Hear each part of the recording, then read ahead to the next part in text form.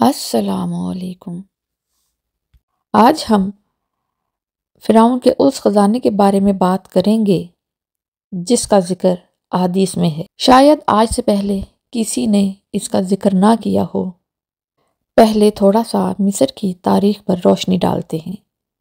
آج سے تقریباً 3150 قبل مسیح میں مصر 2 حصوں میں تقسیم تھا، اپر ایجپٹ اور لوور ایجپٹ۔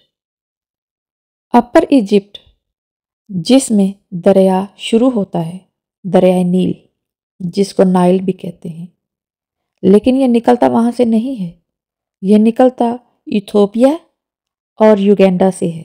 جو ایتھوپیا سے نکلتا ہے اس کو بلو نائل کہتے ہیں، اور جو یوگینڈا سے نکلتا ہے اس کو وائٹ نائل کہتے ہیں، اور یہ دونوں سوڈان میں داخل ہوتے ہیں، وہاں خرطوم کے مقام پر مل جاتے ہیں اور پھر مصر میں بہنا شروع ہو جاتے ہیں، اور یہ دریائے نیل بہتا بہتا لوور ایجپٹ یعنی مصر زیری کی طرف چلا جاتا ہے، اور وہاں یہ ڈیلٹا کی شکل بنا لیتا ہے اور پھر میڈیٹرینین سی میں گر جاتا ہے۔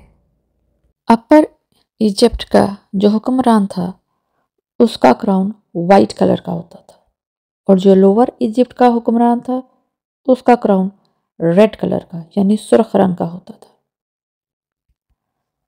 تقریباً 3150 قبل مسیح میں اپر ایجپٹ کے حکمران نے لوور ایجپٹ پر اٹیک کر دیا اور اس پر قبضہ کر لیا، اور ان دونوں کو یونائٹڈ کر کے ان کا دارالحکومت میمفس، جسے منف بھی کہتے ہیں، بنا دیا۔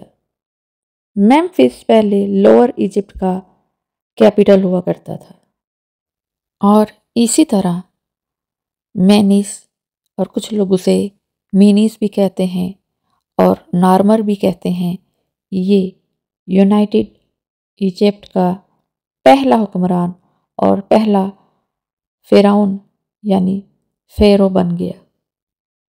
مصر کی تاریخ بتانا اس لیے بھی ضروری ہے کہ آپ کو پتہ چلے کہ قدیم شہر کون کون سے ہیں، اور اب بھی ان میں کیا سونا ہے، خزانہ ہے۔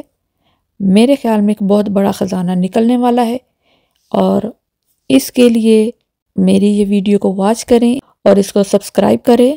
میں لائف میں پہلی بار کہہ رہی ہوں، تاکہ مجھے پتہ چلے کہ یہ لوگوں کو پسند آ رہی ہے، پھر میں اس کو اور ڈیٹیل سے بناؤں گی، اور اس میں آپ کو بتاؤں گی کہ اس کو کس نے بلڈ کیا، یہ بلاکس ہیں، اس کو کس نے بنایا، کس نے تراشا۔